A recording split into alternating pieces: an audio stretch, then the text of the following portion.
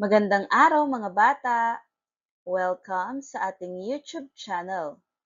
Muli, ako si Teacher JM at ngayong araw na ito, ating pag-aaralan ang asignaturang Araling Panlipunan sa ikatlong baitang. Handa na ba kayo? Simulan na natin!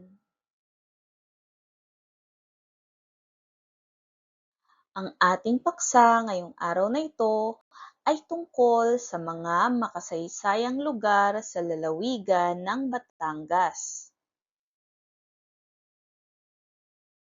Bago ang lahat, tingnan mo ang mga nasa larawan. Alam mo ba kung saan ito makikita? Makikita ang ating kasaysayan sa mga lugar o pook sa ating rehiyon. Makikita din sa mga gusali ang mga pagbabagong nagaganap dito. Ang mga lugar na ito ay maituturing na saksi sa mga naganap sa ating lalawigan at rehiyon. Ang mga lugar na ito ang nagsisilbing tanda ng mga mahahalagang pangyayari na naganap sa isang takdang panahon na nakapagpabago ng pamumuhay sa lalawigan. Ngayon mga bata, ating alamin ang mga makasaysayang lugar sa lalawigan ng Batangas.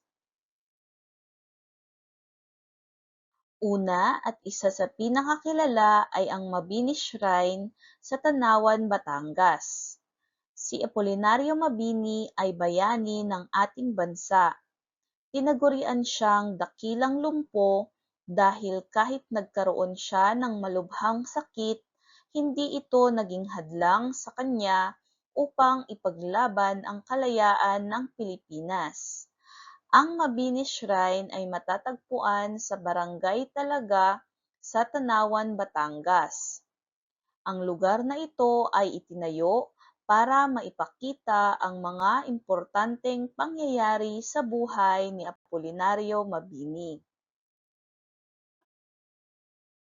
Sunod ay ang bahay ni Don Leon Apasible, isang revolusyonaryong Pilipino at miyembro ng Kongreso ng Malolos sa Taal, Batangas.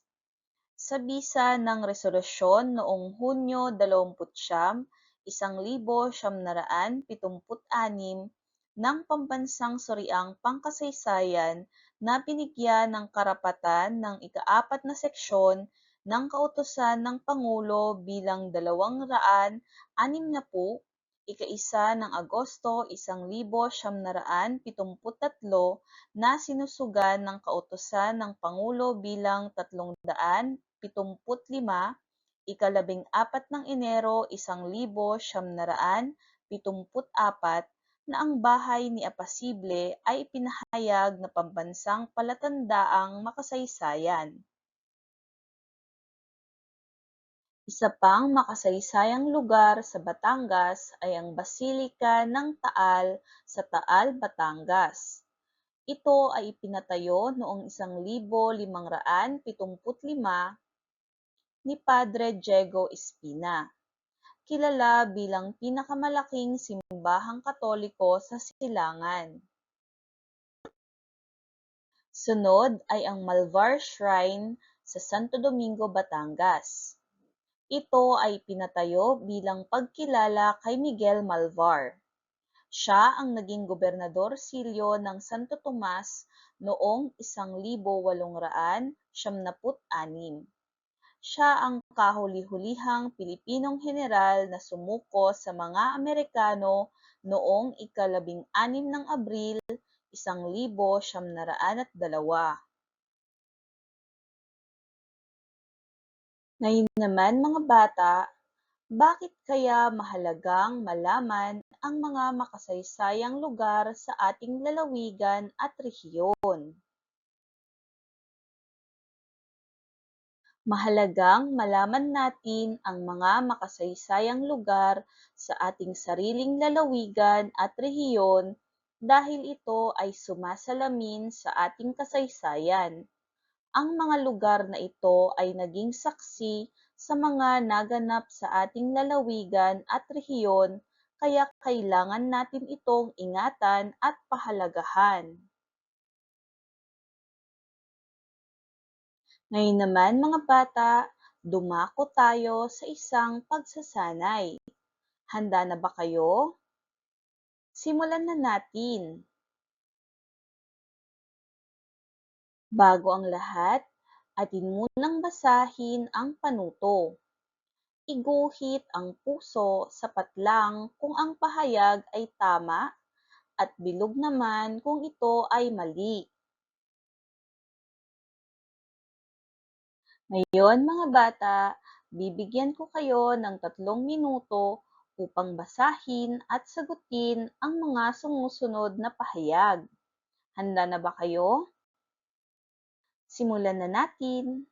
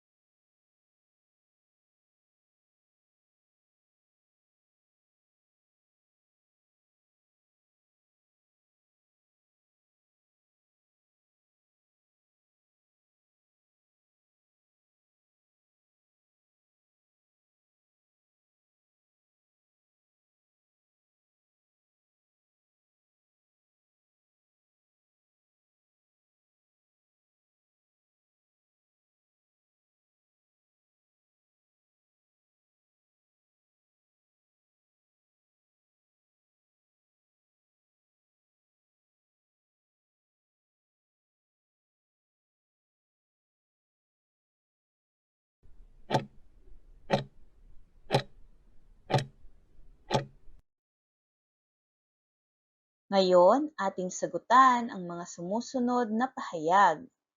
Una, si Apolinario Mabini na tubong Batangas ay tinaguriang dakilang lumpo.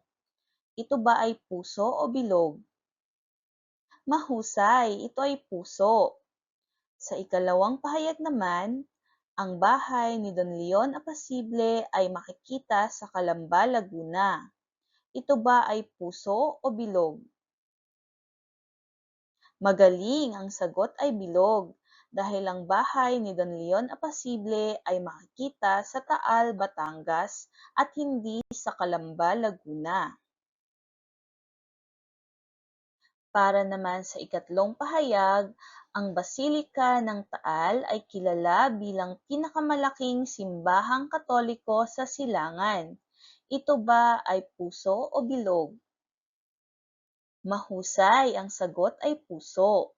Sa ika-4 naman na pahayag, si General Miguel Malvar ang kahuli-hulihang Pilipinong general na sumuko sa mga Amerikano. Ito ba ay puso o bilog? Tama, ang sagot ay puso. At para sa panghuling pahayag, hindi mahalagang malaman pa natin ang kasaysayan ng ating lalawigan. Ito ba ay puso o bilog? Magaling, ang sagot ay bilog dahil mahalagang malaman natin ang mga makasaysayang lugar sa ating sariling lalawigan at rehiyon dahil ito ay sumasalamin sa ating kasaysayan. Hayan mga bata, sana ay marami kayong natutunan tungkol sa ating paksa ngayong araw na ito, ang mga makasaysayang lugar sa lalawigan ng Batangas.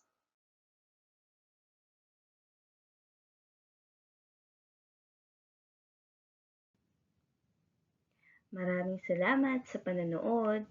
Muli, ako si Teacher JM at please subscribe sa ating YouTube channel. Paki-like, comment, and share na rin. Maraming salamat!